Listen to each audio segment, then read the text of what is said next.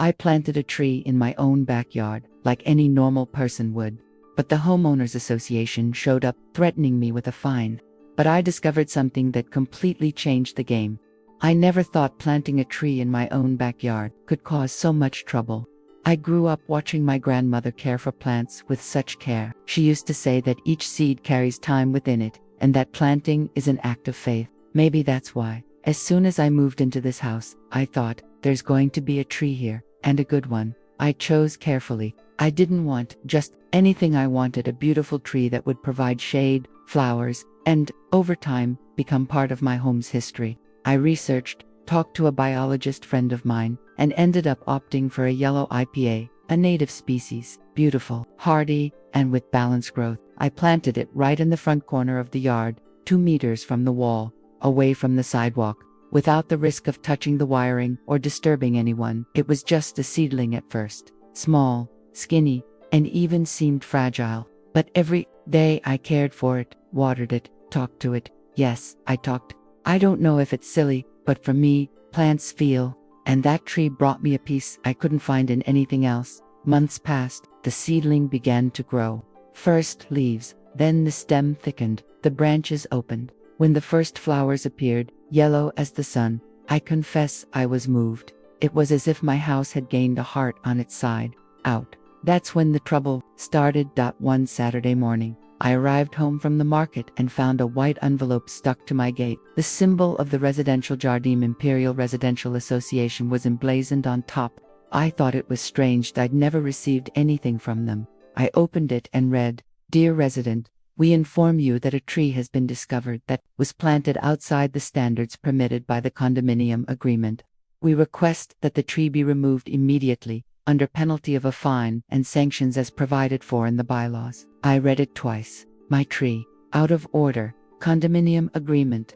I live in a house. My yard is mine. What do you mean? I went straight to the bylaws. I rummaged through the documents I received when I bought the house, and there they were. Association rules, internal regulations, guidelines for renovations, facades, painting, fences, antennas. Nothing about planting in private yards. Absolutely nothing. Even so, I tried to be diplomatic. I sent a polite email, asking which article of the bylaws addressed trees on private land. I also asked if there was a mistake, since my tree didn't invade the sidewalk, didn't cause harm to anyone, and was a species protected by environmental law. The response came the next day, cold, almost robotic. The association maintains aesthetic and urban standards defined in a general meeting, regardless of the lack of specific mention in the bylaws. Planting visible from the public road must comply with the condominium guidelines. We request immediate fulfillment of this request. That's when I realized this wasn't about the tree, it was about control. I started observing other houses on the street. Some had coconut trees, others had hibiscus trees, palm trees, even a gigantic flamboyant tree on a corner. No one had been notified. Only me. Coincidence? It didn't seem like it. I talked to neighbors. One of them whispered, "You've touched the ego of the board members. They say they pick on those who don't attend meetings and don't follow the visual standard." Visual standard. So the problem was the color of the flower, the shape of the branch, or the simple fact that I had done something without asking. The blessing of a group of people who think they own the street. I started to get really annoyed. Not because of the risk of a fine, but because of the trespassing, the injustice, the absurd idea that a neighborhood association could decide what I could or couldn't plant in my own yard. Even so, I let the situation settle. I didn't respond. I continued caring for the tree as usual, but then came the second warning. And, with it, the threat. If I didn't remove the tree within 7 days, I would be fined 600 reals. That was the moment I realized. They were willing to go all the way, but what they didn't know is that I was, too. I thought the first warning had been an exaggeration, but when I received the second, with a harsher tone and a 7-day deadline for voluntary removal of the plant, I realized these people truly believed they had authority over everything, even over what grows in the earth. I started getting sideways glances. People who had never spoken to me before now made a point of driving slowly past my house and staring at the iPod tree as if it were an armed threat. A resident down the street, whom I barely knew, commented in the condominium's WhatsApp group, If everyone plants whatever they want, this place will soon become a forest. The weeds on the vacant lot are enough. I immediately responded firmly. The tree is in my yard, planted in a suitable location, without risk to anyone, and it's a protected native species. This isn't weeds, it's nature. Of course, the message was ignored, and like every condominium group, there was that awkward silence, as if I'd committed a crime by stating the obvious. 2 days later, someone from the association's board approached me in front of my house. A well-dressed gentleman, his hair meticulously combed, greeted me with a forced smile and said, "Look, so dash and dash so dot dot. We don't want any trouble, just follow the rules. You know the whole street follows a standard, right? Standard." Always that word, as if living in a community meant giving up one's own identity, the freedom to do something simple like planting a tree in peace. I tried to argue once more. With all due respect, I read the bylaws. There's nothing prohibiting planting in private yards, and this tree is well away from the sidewalk. It doesn't harm anyone. He shrugged and said, "The bylaws aren't everything. There are the board's internal decisions, the common sense of the community. In other words, if we don't like it, you take it down, period." I began to realize it went deeper. It wasn't just the tree. It was about blind obedience. I didn't attend association meetings. I wasn't part of their group. I never flattered anyone. And now, by planting a tree and questioning an order, I was being undisciplined. A problem, a risk to order. But what they didn't expect was that I would resist. I couldn't take it lying down. I couldn't allow my 8-year-old daughter to see her father bow his head in the face of such an absurd injustice. She loved that tree. She'd even named it Florentina. Whenever she saw a new flower blooming, she'd call me from the gate, "Dad, come see, Florentina is becoming beautiful." So I started preparing. I took pictures of the tree from different angles. I measured the distance from the sidewalk with a tape measure. I made a small dossier with dates, copies of notifications, screenshots of group messages. I gathered reports from neighbors who had similar trees and had never been bothered. I went to City Hall. I spoke with the environmental department. I showed them everything. And I left with something valuable, a copy of the Municipal Urban Tree Planting Law, which protected the planting of native species on private land. As long as they didn't encroach on public space or pose a safety risk, my tree was within the law. With this in hand, I returned home feeling firm, but the association didn't give up. 2 days before the deadline, I received a third notice, this time more aggressive. Last notice before citation. Failure to remove the plant will constitute direct violation of the internal agreement, subject to immediate fine and administrative sanctions. It was unbelievable. These people were willing to fine a resident for keeping a tree in their own yard. Even with all the documentation, even without a valid argument, it was pure persecution. But what they didn't know or pretended not to know is that municipal laws are more binding than any condominium agreement, and that this notice had no legal basis whatsoever. It was at this point that I decided to fight back. I drafted a formal letter with the support of my family's lawyer. In the document, I cited all the legal provisions, attached photos, copies of the laws, and city documents, and concluded with a clear warning. If the association insists on applying sanctions based on internal regulations without legal support, appropriate legal action will be taken for abuse of power and moral harassment. I sent it by email. I delivered a physical copy to the association's headquarters. And, to be safe, I posted it in the condominium group, politely but fearlessly. "Dear neighbors, I share here my formal response to the attempted penalty for a tree legally planted on private land. I hope this case serves to clarify the limits of the association's actions and reinforce respect for the law and coexistence." The silence was immediate. After that, no notifications appeared, no neighbors approached me. The board disappeared, and Florentina, she continued to grow, strong, firm, and beautiful, as always. When the association started threatening me with fines and sanctions, a part of me wanted to just cut down the tree and get it over with. That's what they do, wear you down. They play on your patience. But every time I thought about backing out, all I had to do was look out the window and see the Florentina standing there, its leaves swaying in the wind. And I remembered why I'd started. This wasn't just about a tree anymore. It was about respecting my rights, about not letting a group of residents who acted like legislators make up rules that trampled on the law. So I started looking for help. First, I went to the City Hall's environmental department, where I was met by a very attentive environmental engineer. I explained the whole situation, got the association's notices, and showed photos of the tree. She looked at everything carefully, measured the distances in the images, analyzed the species and was direct. This tree is completely compliant. It's on private land, away from the sidewalk, doesn't touch any wires, and poses no risk. Furthermore, it's a protected native species. The Residents Association doesn't have the authority to force its removal.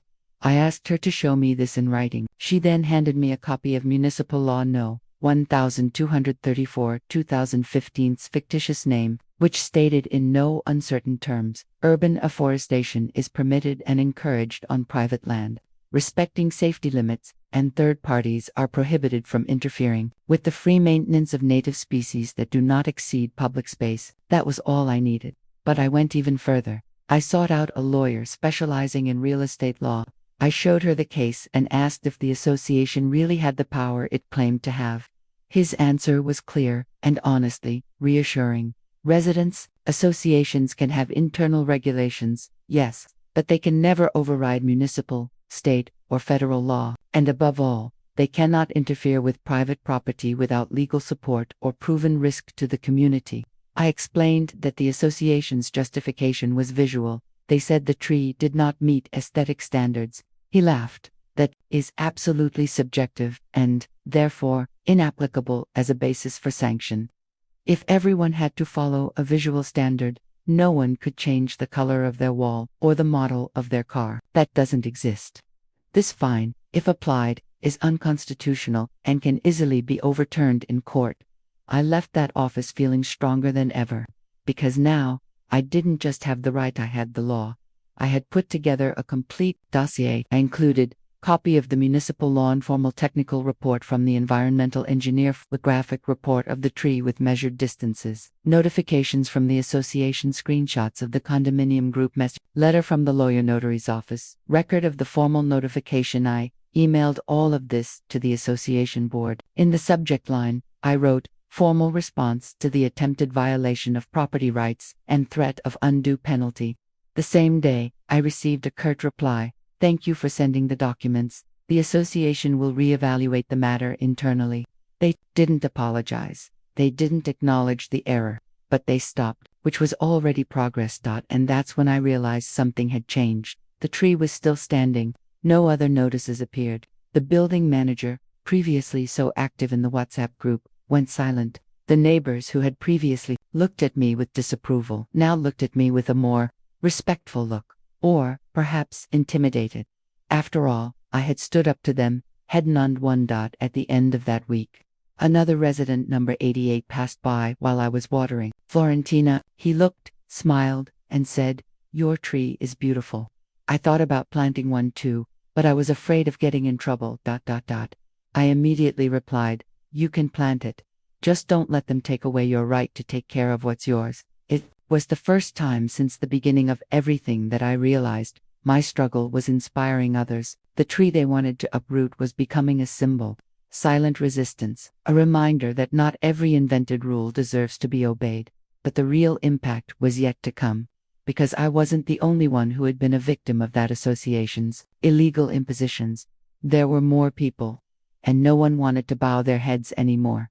Asterisk, from the moment I sent that complete dossier, the association's silence became deafening. No new notices appeared, no charges, no fines, and more than that, something changed in the atmosphere of the condominium. People began to approach. Neighbors who previously barely glanced at me began to greet me, comment on the tree, and ask where I had bought the sapling. One even asked if he could take a picture of Florentina with his young son because it was the prettiest tree on the street. I smiled, but deep down I knew what was happening. The fear was fading. That was when, on a random Saturday, I received a visit from the same resident of number 88, whom I had previously only praised from afar. This time, he arrived with determination. "Do you have the contact information for that lawyer?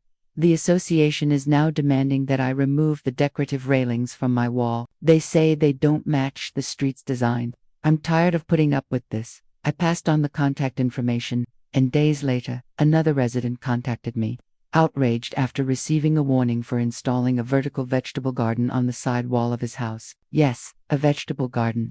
They said it made the house look ugly. That was the association's true face. Control disguised as organization, aesthetics used as an excuse to assert power. But now, the entire condominium was starting to see it. And then the trigger came. Someone, and, to this day, I don't know who, compiled reports of abuse by the association, printed copies, and left them in the mailboxes of every house in the complex. The document was titled, "Regulations are not LAW, Understand Your Rights." There were reports like mine, with excerpts from actual laws, explanations of what an association can and cannot do, and clear guidelines on how to act when individual rights are threatened by internal rules without legal support. The following week, a general meeting of the association was scheduled, probably as an attempt to contain the movement. I went, for the first time, not to fight, to see with their own eyes what they would do to a community that had woken up. The meeting was packed. People stood in the back, neighbors with documents in hand, their phones ready to record. The board was disconcerted. They began the meeting trying to deny the accusations, saying that decisions were always collective, that everything was done based on common sense. But it didn't work. One by one, residents began raising their hands and reporting similar situations, baseless warnings, absurd orders, attempts at humiliation disguised as guidance, and always with the same pattern. Those who didn't comply were punished. When it was my turn to speak, I was direct. I planted a legal tree on private land, in compliance with all environmental regulations. I was threatened with a fine, warned, and exposed in the group as if I were a violator. But the law showed who was really in the wrong. Silence, I continued. This association has crossed its boundaries, and I don't speak for myself. I speak for everyone here who has been coerced, silenced, or constrained by rules that don't exist in the law. Enough. Applause, long, sincere. For the first time, the board was voiceless. The meeting ended with the vote for a new, more transparent supervisory board and the creation of an open channel for reporting abuses. A volunteer lawyer from the condominium itself offered to review the bylaws and make adjustments based on current legislation. And my tree, Florentina, became a symbol of change. A group of residents created a voluntary tree planting project where each family could plant a tree in front of their home, as long as they followed the city's guidelines. In 2 months, the street gained more than 10 new trees, all native, all beautiful, all the result of resistance. Today, I pass by them with a pride I can barely explain. Sometimes I stop at the gate, look at Florentina and think, they wanted to uproot you, and ended up sowing an entire movement. Because, in the end, the truth is this: when the roots are firm, no amount of forced pruning can stop the growth. And, in that condominium, thanks to a simple tree, something much greater was born: awareness, unity, and respect.